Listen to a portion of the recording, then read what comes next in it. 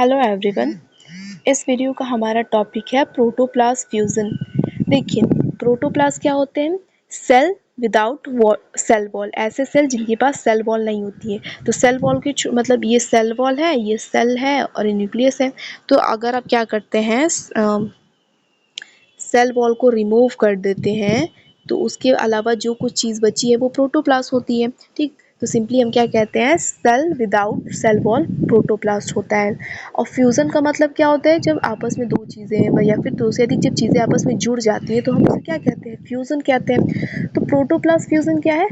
यहाँ पे हम दो प्रोटोप्लास्ट को फ्यूज़ करवाएंगे, जोड़ेंगे। तो इस फेनोमेनन को हम क्या कहते हैं? प्रोटोप्लास्ट फ्यूज़न कहते हैं। ठीक,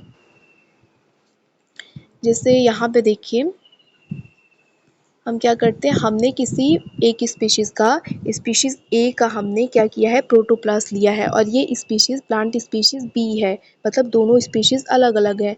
तो प्रोटोप्लास्ट हमने इनका आइसोलेट कर लिया है। ठीक, तो ये प्रोटोप्लास्ट ए का है और ये बी का प्रोटोप्लास्ट है। अब हम इसको क्या करते हैं, फ्यूज़ करवाएंगे। ठीक है, फ्यूज़न करवाएंगे। फ्यूज़न करवाने से हमारे पास क्या मिलता है, एक हाइब्रिड हमें मिल जाएगा। ठीक है, फ्यूज़ हमारे पास प्रोटोप्लास्ट आ जाएगा। हेट्रोकैरियोन या फिर होमोकैरियोन, ये सब क्या होते हैं अभी हम देखते हैं। ठीक, तो बेसिकली क्या होता है प्रोटोप्लास्ट फ्यूज़न? जब हम दो प्लांट स्पीशीज़ की प्रोटोप्लास्ट को, या फिर कह सकते हैं कि दो प्रोटोप्लास्ट को फ्यूज़ करवाते हैं, तो उसको हम क्या कहते हैं, प्रोटोप्लास्ट फ्यूज़न कहते हैं। अब होता क्या है ना कि ये प्रोटोप्लास्ट फ्यूज़न, सबसे पहले क्या होता है कि आप प्रोटोप्लास्ट फ्यूज़न के लिए सबसे पहले आपको प्रोटोप्लास्ट आइसोलेट करना होगा। ठीक, तो प्रोटोप्लास्ट आइसोलेशन का पिछले वीडियो में हम डिस्कस कर चुके हैं। तो आप क्या करेंगे, सबसे पहले स्पीशीज़ ए की प्रोटोप्लास्ट को आइसोलेट करेंगे, स्पीशीज़ बी की प्रोटोप्लास्ट को आइसोलेट करेंगे। उसके बाद क्या होगा, आप फ्यूज़न की प्रोसेस को शुरू करेंगे। तो फ्यूज़न की प्रोसेस में सबसे पहले क्या होता है, एग्लूटिनेशन होता है। एग्लूटिनेशन में क्या होता है, बस सिंपली कि दोनों जो प्रोटोप्लास्ट होती है उनको पास पास में लाया जाता है। ठीक, पास लाया जाता है यहाँ पे। तो क्या होता है कि जब सेम स्पीशीज़ की क्या होती है, प्रोटोप्लास्ट होती है, मतलब ये भी ए स्पीशीज़ है, ये भी ए स्पीशीज़ है। तो जब सेम स्पीशीज़ की प्रोटोप्लास्ट रहती है तो वो आपस में क्या होती है, एग्लूटिनाइज हो जाती हैं। ठीक, फ्यूज़ कर लेती हैं। लिपिड लिपिड इंटरेक्शन की वजह से, लिपिड प्रोटीन इंटरेक्शन की वजह से, ये सारी चीज़ें सेल में मौजूद होती है ना, उसकी वजह से वो फ्यूज़ कर जाती हैं। प्लाज्मोडेस्माटा के माध्यम से वो क्या कर लेती हैं, प्लाज्मोडेस्माटल एक कनेक्शन बन जाता है, उसके माध्यम से जो भी चीज़ें हैं ट्रांसफ़र कर लेती हैं। ठीक, और फ्यूज़न हो जाता है। तो जब सेम स्पीशीज़ की प्रोटोप्लास्ट फ्यूज़ करती हैं और जो हाइब्रिड हमारे पास बन जाता है, फ्यूज़्ड प्रोटोप्लास्ट बन जाता है, तो हम उसको होमोकैरियोन कहते हैं। ठीक है, होमो सेम के लिए यूज़ करते हैं ना, तो हम उसको होमोकैरियोन कहते हैं। वहीं क्या होता है, तो ये क्या होता है, एग्लूटिनेशन होता है। एग्लूटिनेशन में उसको क्या किया जाता है, पास पास लाया जाता है। तो बेसिकली 3 स्टेप होती हैं इसमें। प्रोटोप्लास्ट फ्यूजन में एग्लूटिनेशन होता है, एडहेयर होता है, एडहेशन, और तीसरा होता है फ्यूजन। तो एग्लूटिनेशन में दोनों को, प्रोटोप्लास्ट को पास पास लाया जाता है, पास आ जाता है। उसके बाद फ्यूजन, एडहेयर होता है। एडहेयर मतलब चिपकना। तो वो जो सेल होते हैं, प्रोटोप्लास्ट होता है, वो आपस में एडहेयर कर जाते हैं। और तीसरा स्टेप होता है फ्यूजन, वो तीनों दोनों फ्यूज कर जाते हैं और फ्यूज करके एक हमारा कैरियन मतलब फ्यूज्ड प्रोटोप्लाज्म बना लेते हैं। ठीक, तो ये हमारा होता है। और वहीं जब दो स्पीशीज़ होती है, स्पीशीज़ ए और स्पीशीज़ बी, तो उनके जब प्रोटोप्लास्ट बनता है तो हम उसको हेट्रोकैरियन कहते हैं। तो होमो और हेट्रो तो आपको पता होगा। तो ये तो हमारा एक डायग्राम हुआ, अभी तो हमें और भी चीज़ें समझनी है। तो आइए देखते हैं। तो बेसिकली अब तक आपको सिर्फ यही ध्यान रखना है कि क्या होता है, प्रोटोप्लास्ट फ्यूजन में हम दो प्लांट स्पीशीज़ की या फिर दो प्रोटोप्लास्ट को फ्यूज़ करवाते हैं। ठीक, आइए देखते हैं अब इसकी डेफिनेशन और भी जो इससे रिलेटेड चीज़ें हैं वो। तो सबसे पहला डेफिनेशन को हम डिस्कस करते हैं। ठीक है, देखिए, protoplast fusion is a physical phenomenon. ये क्या है, एक फिजिकल फेनोमेनन है। During fusion, two or more protoplast come in contact and adhere with one another, either spontaneously or in presence of fusion inducing chemical. तो protoplast fusion क्या है, protoplast fusion एक physical phenomenon है। Protoplast fusion के दौरान क्या होता है कि दो से अधिक, क्या होता है, दो या दो से अधिक प्रोटोप्लास्ट एक कांटेक्ट में आते हैं और वो एक दूसरे के साथ क्या करते हैं, अडहेयर करते हैं, चिपकते हैं। ठीक, या तो स्पॉन्टेनियसली मतलब अपने आप ही, या फिर इंड्यूस कराया जाता है, उनके फ्यूज़न को केमिकल्स की मदद से उनको चिपकाया जाता है, उनका फ्यूज़न करवाया जाता है। तो ये होता है प्रोटोप्लास्ट फ्यूज़न। उससे आसान ये वाली डेफिनेशन है कि protoplast fusion is a technique that involves the fusion of two plant protoplast to create a hybrid plant. ठीक, क्या है प्रोटोप्लास्ट फ्यूज़न? एक ऐसी टेक्निक है जिसमें दो प्लांट प्रोटोप्लास्ट को फ्यूज़ कराया जाता है ताकि एक हाइब्रिड प्लांट बनाया जा सके। तो ये होता है protoplast fusion. After fusion, the membranes of protoplast fuse in some localized area and eventually the cytoplasm of two protoplasts intermingle। तो होता क्या है कि फ्यूज़न के बाद जैसे ही वो फ्यूज़ कर जाती हैं, ये दो फ्यूज़ कर जाती हैं, तो जो मेम्ब्रेन्स होता है प्रोटोप्लास्ट का वो एक स्पेसिफिक लोकलाइज्ड एरिया पे क्या होता है फ्यूज़ कर जाता है। ठीक है, मतलब ये फ्यूज़ कर गया यहाँ पे, और उसके बाद क्या होता है जो साइटोप्लाज्म है होता है दोनों प्रोटोप्लास्ट का, वो आपस में मिल जाता है और एक हमारा कैरियन फ्यूज़ प्रोटोप्लास्ट बन जाता है। तो ये होता है प्रोटोप्लास्ट फ्यूज़न। अब नेक्स्ट पॉइंट है कि जब fusion combines the genetic material of two different plant. Protoplast fusion की वजह से क्या होता है, दो डिफरेंट प्लांट का जेनेटिक मटेरियल आपस में कंबाइन कर जाते हैं, जिससे एक हाइब्रिड सेल बनता है that can regenerate into a whole plant, जो क्या कर सकता है एक नए प्लांट में रीजनरेट हो सकता है। तो ये हमारा प्रोटोप्लास्ट फ्यूजन हो गया। अब आते हैं मैकेनिज्म ऑफ फ्यूजन पे। तो जो प्रोटोप्लास्ट फ्यूजन है, मतलब जो दो प्रोटोप्लास्ट का आपस में जुड़ने वाला मैकेनिज्म है, तो वो मैकेनिज्म वो किस तरीके से होता है? तो तीन स्टेप होती हैं। सबसे पहला होता है एग्लूटिनेशन। तो इसमें क्या होता है, protoplast have a negative charge on the surface that causes it to the repel the surrounding protoplast, hence the cell should be bought in close proximity of each other. तो देखिए क्या होता है, जो प्रोटोप्लास्ट होता है ना उसकी सरफेस में नेगेटिव चार्ज होता है। तो जब आप दो प्रोटोप्लास्ट को पास में लाएंगे तो वो रिपेल करेंगे, क्योंकि नेगेटिव नेगेटिव रिपेल करेगा। तो इससे क्या होता है कि उनको क्लोज प्रॉक्सिमिटी, मतलब एक दूसरे के पास लाना पड़ता है, नहीं तो वो तो रिपल्सन करेंगी, तो पास लाना पड़ता है। तो इस क्या होता है इसमें कि अगर सेम स्पीशीज की होती है तो कभी कभी तो क्या होता है कि लिपिड इंटरेक्शन की वजह से, लिपिड प्रोटीन इंटरेक्शन की वजह से वो क्या कर जाती है, कंबाइन कर जाती है जब कंपेटिबल होती हैं तो। लेकिन डिफरेंट स्पीशीज का होता है तो आपको वो चीज़ इंड्यूस करानी पड़ती है, ठीक, ज़बरदस्ती करवाना पड़ता है। तो ये हो गया एग्लूटिनेशन। उसके बाद एडहेशन होता है। तो एडहेशन में क्या हो, जब पास आ गया तो चिपकते हैं वो लिपिड लिपिड इंटरेक्शन की वजह से। ठीक, यही चीज़ है, लिपिड लिपिड इंटरेक्शन की वजह से चिपकते हैं, एडहेयर करते हैं। और जब एडहेयर कर जाते हैं, मतलब ये भी है और ये एडहेयर कर गई, दोनों चिपक गए, तो क्या हो गया, अब फ्यूज़न हो जाएगी, दोनों मिल जाएंगे। तो the final step involves rearrangement of the membranes to form pores which eventually expands and result into cytoplasmic mixing and hence the protoplasm। तो जब फ्यूज़न होती है तो साइटोप्लाज्मिक मिक्सिंग होती है, दोनों का साइटोप्लाज्म आपस में मिक्स कर जाता है और प्रोटोप्लास्ट फ्यूज़न हो जाता है। तो बेसिकली तीन स्टेप्स होते हैं, एग्लूटिनेशन होता है, एडहेशन होता है और फाइन फ्यूज़न होता है। ठीक, तो ये तो पूरा स्टेप हुआ हमारा कि हाँ ये फ्यूज़न होता है। अब ये फ्यूज़न दो तरीक़ों से होता है, एक होता है स्पॉन्टेनियस प्रोटोप्लास्ट फ्यूजन और दूसरा होता है इंड्यूस प्रोटोप्लास्ट फ्यूजन। तो स्पॉन्टेनियस का मतलब होता है जो अपने आप हो जाए, तो ये नेचुरली होता है। तो इसमें क्या होता है कि it occurs spontaneously in nature. इसमें जो प्रोटोप्लास्ट होते हैं वो आपस में खुद ही जुड़ जाते हैं, किसी तरह की कोई ज़बरदस्ती की ज़रूरत नहीं होती, उनको फ्यूज़ करवाने की ज़रूरत नहीं होती है। तो this occurs in the protoplast which remained interconnected through plasmodesmata, desmata है ये। तो क्या होता है, प्लाज्मोडेस्मेटा के माध्यम से ये क्या कर जाते हैं, स्पॉन्टेनियस प्रोटोप्लाज्म फ्यूजन हो जाता है। ठीक, और स्पॉन्टेनियस प्रोटोप्लास्ट फ्यूजन में क्या होता है कि ये सिर्फ सेम स्पीशीज़ इंट्रा स्पेसिफिक ही होती हैं, ये सेम स्पीशीज़ में ही देखने को मिलेंगी। तो स्पॉन्टेनियस प्रोटोप्लास्ट का इतना यूज़ नहीं होता, क्योंकि हमें हाइब्रिड बनाना है, हमें दो डिफरेंट स्पीशीज़ चाहिए हैं। तो स्पॉन्टेनियस प्रोटोप्लास्ट फ्यूजन होता है जो अपने आप होता है। ठीक है, प्लाज्मोडेस्मेटा की वजह से फ्यूजन हो जाता है। अब दूसरा होता है इंड्यूस प्रोटोप्लास्ट फ्यूजन। तो जो इंड्यूस प्रोटोप्लास्ट फ्यूजन होता है ना, इंड्यूस मतलब क्या होता है, आप किसी चीज़ को इंड्यूस करवा रहे हैं, ज़बरदस्ती करवा रहे हैं। तो इंड्यूस फ्यूजन प्रोटोप्लास्ट फ्यूजन को कुछ केमिकल्स की मदद से क्या किया जाता है, इंड्यूस करवाया जाता है। केमिकल्स ही नहीं, एक्चुअली इंड्यूस प्रोटोप्लास्ट फ्यूजन में तीन तरीकों से इसको किया जाता है। मैकेनिकल फ्यूजन होता है, केमिकल फ्यूजन होता है और इलेक्ट्रो फ्यूजन। तो केमिकल फ्यूजन समझ रहे हैं आप, केमिकल्स की मदद से क्या कर रहे हैं हम, फ्यूज़न को करवाएंगे, दो प्रोटोप्लास्ट को आपस में फ्यूज़ करवाएंगे। इलेक्ट्रोफ्यूज़न मतलब हम कुछ इलेक्ट्रिक फील्ड का, इलेक्ट्रिसिटी का यूज़ होगा इसमें। मैकेनिकल फ्यूज़न कुछ मैकेनिकल चीज़ यूज़ होती है। तो सबसे पहले हम डिस्कस करते हैं मैकेनिकल फ्यूज़न। तो देखिए जो मैकेनिकल फ्यूज़न है ना, इसको यूज़ नहीं किया जाता है अब। ठीक, मैकेनिकल फ्यूज़न को अब यूज़ नहीं किया जाता है। ठीक, या फिर इसको तभी यूज़ किया जाता है रेयर केस में, जब आप केमिकल फ्यूज़न या फिर इलेक्ट्रिकल फ्यूज़न के माध्यम से उस प्रोटोप्लास्ट का फ्यूज़न नहीं हो सकता है, तभी मैकेनिकल फ्यूज़न को करवाया जाता है। ठीक, मैकेनिकल फ्यूज़न में कुछ मैकेनिकल मतलब इक्विपमेंट्स का यूज़ होता है, जैसे कि माइक्रो मैनिपुलेटर का यूज़ होता है, परफ्यूज़न माइक्रोपिपेट, इन सारी चीज़ों का यूज़ होता है, और माइक्रोस्कोप के नीचे इनको देखा जाता है और फ्यूज़न करवाया जाता है।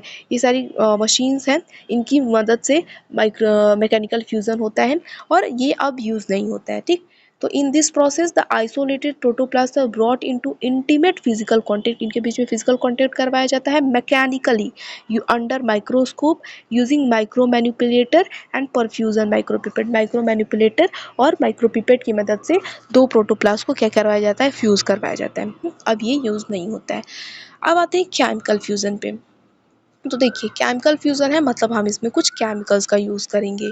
तो this type of induce fusion occurs in the presence of a relatively high concentration of chemical fusogen. तो जिस एजेंट को हम यूज़ करते हैं फ्यूज़न कराने के लिए, उसको फ्यूजोजेन कहते हैं। ठीक, तो ये जो केमिकल फ्यूज़न होता है ना, तो ये केमिकल फ्यूज़न कुछ केमिकल फ्यूजोजेन की हायर कंसंट्रेशन में होता है, मतलब उनकी हायर कंसंट्रेशन हम देते हैं और तब वो प्रोटोप्लास्ट फ्यूज़ करती है। और वो केमिकल फ्यूजोजेन कौन कौन से होते हैं, देखिए, NaNO2 होता है, सॉरी NaNO3 होता है, CnO2, polyvinyl alcohol, polyethylene glycol, PEG, ये सब सारी चीज़ों का यूज़ होता है। और हाई pH पे 9 से लेकर 10 pH तक, और कैल्शियम आयंस की प्रेजेंट में होता है। ठीक, मतलब बेसिकली हम NaNO यूज़ करेंगे, PEG यूज़ करेंगे, तो कैल्शियम आयन उनके साथ यूज़ होगा। तो केमिकल फ्यूज़न क्या होता है, हम यहाँ पे केमिकल फ्यूजोजेन की हायर कंसंट्रेशन देते हैं, pH हायर रखते हैं, और क्या करते हैं, कैल्शियम आयंस की प्रेजेंट में फ्यूज़न करवाया जाता है। तो इसमें से हम दो को देखते हैं कि NaNO3 सोडियम नाइट्रेट और PEG के माध्यम से कैसे फ्यूज़न होता है। तो देखिए, सबसे पहले क्या होता है ना, कि प्रोटोप्लास्ट आपने आइसोलेट कर लिया है, दोनों का प्रोटोप्लास्ट लेंगे, उसको क्या करेंगे, 5.5 NaNO3 की कंसंट्रेशन में रख देंगे। मतलब आपका ये कोई पेट्री डिश है या टेस्ट ट्यूब है, उसमें आपने क्या किया है, 5.5% NaNO3 डाला हुआ है, और 10% सुक्रोज आपने इसमें डाला हुआ है। ठीक है, अब इसमें क्या करेंगे, आप दोनों स्पीशीज़ की प्रोटोप्लास्ट को इसमें डाल देंगे। ठीक, हो गया। उसके बाद क्या किया जाता है, उसको वाटर बाथ में 35 डिग्री सेल्सियस पर 5 मिनट के लिए इंक्यूबेट किया जाएगा। ठीक, इसको वाटर बाथ में 5 मिनट के लिए 5 मिनट के लिए 35 डिग्री सेल्सियस पर इंक्यूबेट किया जाएगा। उसके बाद क्या होता है, 5 मिनट के लिए 200 एक्स पे सेंट्रीफ्यूगेशन की जाती है।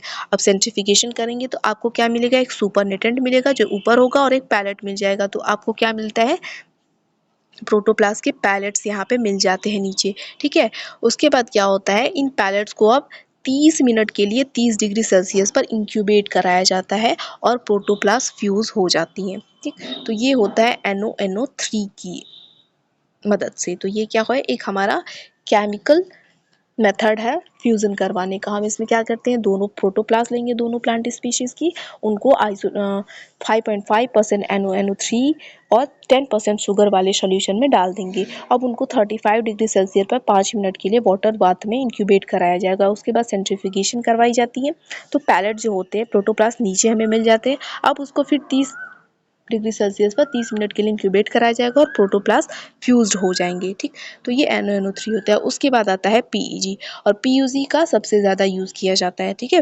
केमिकल फ्यूज़न में फ्यूज़ करवाने के लिए। तो देखिए, PEG जो होता है ना, वो नेगेटिवली चार्ज होता है। अब इसमें होता क्या है, देखिए कि PG का फुल फॉर्म होता है पॉलीइथाइलिन ग्लाइकोल। अब इसमें क्या है कि आपने प्रोटोप्लास्ट ए लिया है और प्रोटोप्लास्ट बी लिया है, मतलब ए स्पीशीज़ का है, ये बी स्पीशीज़ का है। अब इसको क्या करें, इन दोनों को आप क्या करेंगे, PEG सॉल्यूशन में डालेंगे। 28 से 50% उसमें क्या रहेगी, PEG मौजूद रहेगी। अब उसको क्या किया जाएगा, उस सॉल्यूशन को 15 से 30 मिनट के लिए छोड़ दिया जाएगा। अब उसमें हो गया क्या कि जो प्रोटोप्लास्ट आपने डाले हुए हैं, तो वो क्या करेंगे, एग्रीगेट कर जाएंगे। ठीक है, आपस में एग्रीगेट कर जाएंगे। अब एग्रीगेट कर जाएंगे तो आप उस प्रोटोप्लास्ट को आप क्या करेंगे, वॉश करेंगे। अब ये जो प्रोटोप्लास्ट फ्यूज़न होता है PEG के माध्यम से, वो होता है वॉशिंग के टाइम। ठीक है, ये बात याद रखनी है। आपको लगेगा कि हमने PEG सॉल्यूशन में रखा है तब वो फ्यूज़ कर जाएंगे, नहीं, ये फ्यूज़न कब होती है, तो वॉशिंग के टाइम पे फ्यूजन होता है। एक बार और देखिए क्या होता है कि PEG के माध्यम से हम दोनों प्लांट स्पीशीज़ की प्रोटोप्लास्ट को लेंगे और उसको 28 से 50% पीईजी सॉल्यूशन में हम उसको डाल देंगे, ठीक। उसके बाद उसको 15 से 30 मिनट के लिए छोड़ दिया जाएगा। उससे उस दौरान क्या होता है, प्रोटोप्लास्ट आपस में एग्रीगेट कर जाते हैं। अब वो एग्रीगेट कर गए हैं तो उन पे प्रोटोप्लास्ट जो है उनके ऊपर पीजी के मॉलिक्यूल्स आ गए होंगे, तो हमें उसको रिमूव करना पड़ेगा। तो क्या होती है, हम उसकी वॉशिंग करेंगे। अब वॉशिंग जो की जाती है ना, तो वॉश करने के जो भी आप सॉल्यूशन यूज़ कर रहे हैं तो उसके लिए उसमें Ca2+ कैल्शियम आयन मौजूद होते हैं और pH 9 से 10 होता है, 9 से 10 होता है, ठीक है। ये तो हमने देखा कि केमिकल फ्यूजन में ही देखा, जो भी चीज़ यूज़ करते हैं तो इसमें ये दोनों कंडीशन रहती है। तो होता क्या है कि वॉशिंग के टाइम पे फ्यूज़न होता है। अब कैसे वॉशिंग के टाइम पे हो जाता है, तो देखिए जब आपने पीईजी सॉल्यूशन में आपने इन प्रोटोप्लास्ट को रखा था, तो ये प्रोटोप्लास्ट आपस में एग्रीगेट कर गए थे। तो जो पीजी के पार्टिकल हैं मान लीजिए, तो ये क्या कर गए, पीजी नेगेटिवली चार्ज होता है, तो ये क्या करेंगे, कुछ पॉजिटिवली चार्ज जो पार्टिकल्स होंगे इस प्रोटोप्लास्ट में, उसके साथ वो क्या कर जाएंगे, कंबाइन कर जाएंगे, ठीक है, कंबाइन कर जाएंगे। और जब आप पीजी को वॉश करेंगे, वॉशिंग के माध्यम से क्या होगा कि वो निकलेगा, और निकलते टाइम क्या कर जाएगा, वहाँ से कुछ पोर बना जाएगा, ठीक। कुछ ऐसे समझिए कि वहाँ निकलेगा तो उस पॉजिटिव पार्टिकल को भी अपने साथ उड़ा ले जाएगा। अब कैल्शियम आयन चूँकि उस जिस भी सॉल्यूशन से आप उसको वॉश कर रहे हो उसमें मौजूद है, तो क्या है, अब वो कैल्शियम आयन यहाँ पे बन जाएगा। और क्योंकि पोर्स कह सकते हैं कि बन चुके हैं, तो अब दो प्रोटोप्लास्ट आपस में क्या हो जाएंगी, जुड़ जाएंगी, ठीक। तो ऐसे प्रोटोप्लास्ट फ्यूजन होता है पीईजी के माध्यम से। तो ये केमिकल हमारा मेथड है पीईजी का, ठीक। अब तीसरा है इलेक्ट्रोफ्यूजन। तो इलेक्ट्रोफ्यूजन है मतलब कुछ इलेक्ट्रिक यूज़ हो रही है इसमें। तो देखिए, electrofusion involves using an electrical current to fuse two protoplast tuber. इसमें इलेक्ट्रिकल करंट का यूज़ किया जाता है दो प्रोटोप्लास्ट को आपस में जोड़ने के लिए। अब कैसे होता है, तो the protoplast are placed in a solution containing low concentration of ions such as calcium or magnesium and then subjected to an electric current. क्या किया जाता है कि इसमें आप क्या कर रहे हैं कि आपने मान लीजिए कंटेनर लिया है, और इसमें क्या किया है आपने कि एक सॉल्यूशन लेंगे, किस चीज़ का, लो कंसंट्रेशन ऑफ आयन, जैसे कि मैग्नीशियम आयन हो गया, कैल्शियम आयन हो गया, इसमें मौजूद है कैल्शियम आयन, मैग्नीशियम आयन। अब इसमें आपने क्या किया है, आपने अपने प्रोटोप्लास्ट को डाल दिया है। अब इसमें इलेक्ट्रिक करंट प्रोवाइड किया जाएगा, और जैसे इलेक्ट्रिक करंट प्रोवाइड होगा तो क्या होगा, वो प्रोटोप्लास्ट को परमिएबल बना देगा, ठीक है, कुछ पोर्स वगैरह बना देगा, जिसकी वजह से अब उसमें क्या हो जाएंगे, प्रोटोप्लास्ट आपस में जुड़ जाएंगे। तो ये इलेक्ट्रोफ्यूजन होता है, इलेक्ट्रो करंट के माध्यम से फ्यूजन करवाया जाता है। तो चलिए एक बार और फिर से हम रिवाइज कर लेते हैं। सबसे पहले हम बात करते हैं क्या है हमारा प्रोटोप्लास्ट फ्यूजन। तो प्रोटोप्लास्ट फ्यूजन में हम दो डिफरेंट स्पीशीज को क्या करते हैं, प्रोटोप्लास्ट को फ्यूज करते हैं। तो फ्यूजन का मैकेनिज्म होता है एग्लूटिनेशन, पहले प्रोटोप्लास्ट को पास में लाया जाता है, उसके बाद क्या होता है एडेशन, वो दोनों चिपकते हैं और फाइनली फ्यूजन हो जाता है, ठीक। दो तरीके से फ्यूजन होता है, स्पॉन्टेनियस तरीके से और इंड्यूस तरीके से। स्पॉन्टेनियस नेचर में होता है, मतलब नेचुरली अपने आप हो जाता है, वो फ्यूज कर जाते हैं, उन्हें किसी तरीके की केमिकल्स की कोई ज़रूरत नहीं होती है। फिर दूसरा होता है इंड्यूस प्रोटोप्लास्ट फ्यूजन। इंड्यूस मतलब कुछ ना कुछ इंड्यूस कराया जाता है उसमें। तो इंड्यूस प्रोटोप्लास्ट फ्यूजन भी तीन तरीके से होती है, मैकेनिकल फ्यूजन, केमिकल फ्यूजन और इलेक्ट्रोफ्यूजन। मैकेनिकल फ्यूजन का अब यूज़ नहीं होता है, अगर यूज़ होता है इसमें तो माइक्रो मैनिपुलेटर और माइक्रोपिपेट पर फ्यूजन, माइक्रोपिपेट का यूज़ किया जाता है और माइक्रोस्कोप के अंडर इनको फ्यूज़ करवाया जाता है। दूसरा मेथड होता है केमिकल फ्यूजन। तो केमिकल फ्यूजन का यूज़ सबसे ज़्यादा होता है। केमिकल फ्यूजन में हम हाई कंसंट्रेशन ऑफ कुछ केमिकल फ्यूजोजेन का यूज़ करते हैं, जैसे कि NO3, CNO3, polyvinyl alcohol, polyethylene glycol, इनका यूज़ करते हैं। फिर हमने देखा NONO3 और PG का सबसे ज़्यादा यूज़ होता है। उसके बाद तीसरा होता है इलेक्ट्रोफ्यूजन, जब इलेक्ट्रिक करंट के माध्यम से हम फ्यूज़न करवाते हैं। तो ये हमारा कंप्लीट हुआ टॉपिक प्रोटोप्लास्ट फ्यूजन का। तो इस वीडियो में हमारा इतना ही। अब नेक्स्ट टॉपिक हम नेक्स्ट वीडियो में कवर करेंगे। Thank you.